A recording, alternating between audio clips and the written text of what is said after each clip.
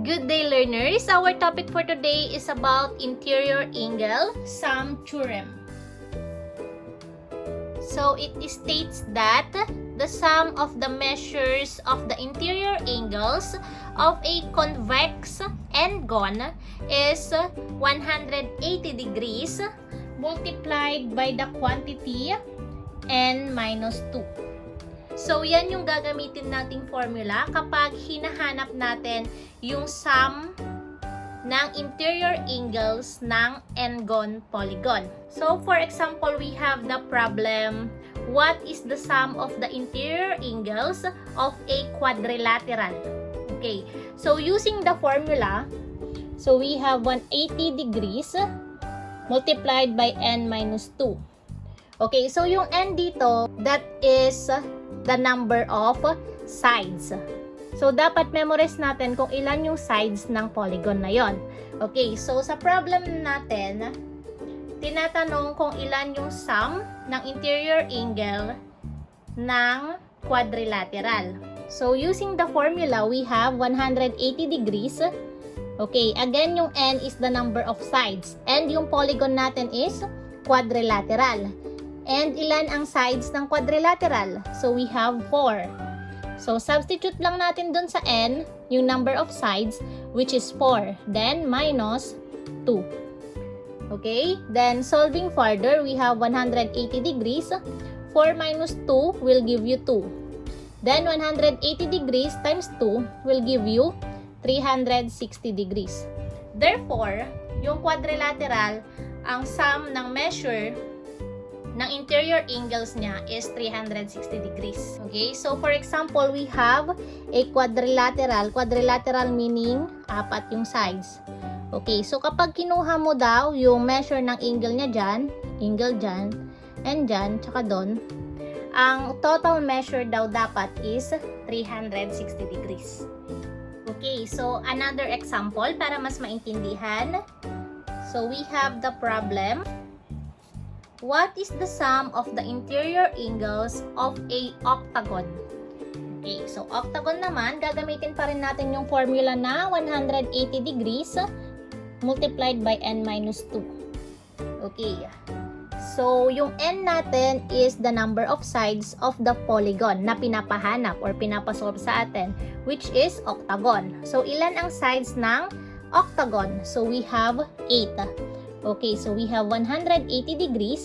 Papalitan natin si n ng 8. Okay, kasi yung number of sides ng octagon is 8. Okay, minus 2. Okay, then we have 180 degrees. 8 minus 2 will give you 6. 180 degrees multiplied by 6 is 1080 degrees. Okay, so therefore, kapag meron tayong octagon, yung sum ng interior angles niya is 1080 degrees. Okay, so let's have problem number 3.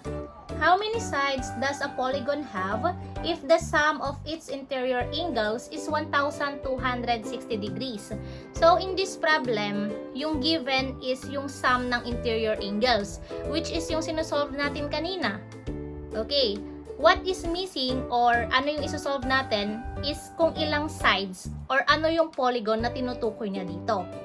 Okay, so anong polygon daw yung merong sum, yung interior angles niya na 1260 degrees. So, paano natin isosolve yon? So, gamitin natin tong formula na to, 180 degrees, n minus 2. Okay, then, equate natin doon sa 1260. Okay? Dun sa sum ng kanyang interior angles. Okay? Then, let's solve. So, distribute lang natin yan. Multiply natin doon. Then, multiply din natin doon. So, 180 degrees multiplied by n. So, it will give you 180 degrees n. Then, 180 multiplied by negative 2 will give you negative 360 degrees. Then, kopyahin natin to, 1,260 degrees. Okay, next. We have 180 degrees n. Then, itong si negative 360 degrees, ililipat natin sa kabilang side ng equation. Okay, so we have equals 1,260 degrees. Pag naglipat tayo, mag-change tayo ng sign. Kung negative, magiging positive. Kung positive, magiging negative. So, since ito ay negative 360 degrees, pag nilipat natin, magiging positive 360 degrees. Okay, next, solving further, we have 180 degrees and 1,260 plus 360 will give you 1,620. Okay, so ang hinahanap kasi natin is yung n or yung number of sides. So, i-divide lang natin si 180 degrees in both sides of our equation. So, 180 divided by 180 will give you 1 or makakancel na yon. Okay, so n is equal to 1,620 divided by 180. That is 9. Okay, so therefore, yung n natin is 9. Okay, ibig sabihin yung number of sides ng polygon na merong 1,260 na sum ng interior angle is 9. Which is, anong polygon yon? We have nonagon. Therefore, yung binabanggit dun sa problem natin na merong 1,260 degrees na sum ng interior angle is a nonagon, which has 9 sides. So, kung gusto nyo i-confirm, pwede nyo namang i-substitute ulit dito sa formula and makukuha nyo, syempre, 1,260 degrees. Okay, so let's have another problem. How many sides does a polygon have if the sum of its interior angles is 720? Okay, again, ang pinapahanap sa atin is sides. Okay, so we have 180 degrees n minus 2, then yung sum ng interior angle which is 720. So, ilan daw yung sides ng polygon na yan? Okay, so let's solve. Ganun ulit. Gaya ng ginawa natin kanina. Distribute 180 times n, 180 times negative 2. So, it will give you 180 degrees n. Then, 180 times 2 is negative 360 equals 720 degrees. Then, we have 180 degrees n. Okay, equals 720 degrees. Si 360 or negative 360, ililipat natin sa kabilang part ng equation. Negative siya, kapag nilipat natin, magiging positive. So, we have plus 360. Okay? So, solving further, we have 180 degrees and 720 plus 360, it will give you 1,080 degrees. Okay. Then, divide natin both side si 180 para makancel siya. So, 180 divided by 180. So, makakancel kasi yan. Ito kasi yung kailangan natin para maiwan yan. Kaya, dinivide natin both side. So, meron na tayong value ng n, which is yung number of sides ng polygon. So, 1,080 divided by 180 degrees. Okay, so we have 6. Okay, therefore, yung sum ng interior angles ng may sides na 6 is 720 degrees. And anong polygon ang may 6 sides? Okay, so we have hexagon. Okay, so hexagon has 6 sides. And kapag kinuha natin yung sum ng interior angle ng isang hexagon, ang makukuha natin is 720 degrees. Okay, next problem we have, what is the measurement of an interior angle of a regular nonagon? Okay, so analyze muna natin yung problem kung ano yung pinapahanap. Hinahanap natin kung ano yung measurement ng kada isang angle ng isang regular nonagon. When we say regular nonagon, pag sinabi nating regular, ibig sabihin pare-parehas yung measurement ng kada angle. So, we have nonagon, we have 9 sides. Ngayon, tinatanong, ano yung measure ng bawat interior angle ng isang nonagon? Okay, so kapag ganun yung problem, ang formula natin is 180 degrees n minus 2 over n or divided by n.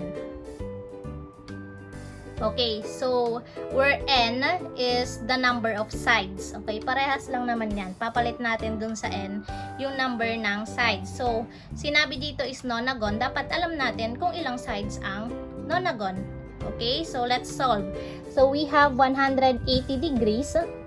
Okay, n is 9 kasi nonagon yung pinapasolve. And it is a 9-sided polygon. Okay, divided by 9 again. Parehas lang. Kung anong sinubstitute natin dun sa taas, ganun din dun sa baba. Basta yung value ng n is kung ilan yung number ng sides nung pinapahanap na polygon. Okay, in this problem, ang pinapahanap is a nonagon, which is 9-sided polygon. Okay, so solving further, we have 180 degrees. 9 minus 2 will give you 7. Divided by 9. Then, 180 degrees times 7 will give you 1,260 degrees. Okay, divide by 9. So, 1,260 divided by 9 will give you 140 degrees. Okay, so ibig sabihin, kapag meron tayong regular nonagon, which is a polygon na pare-parehas yung measure ng bawat angle, yung kada angle nun is 140 degrees.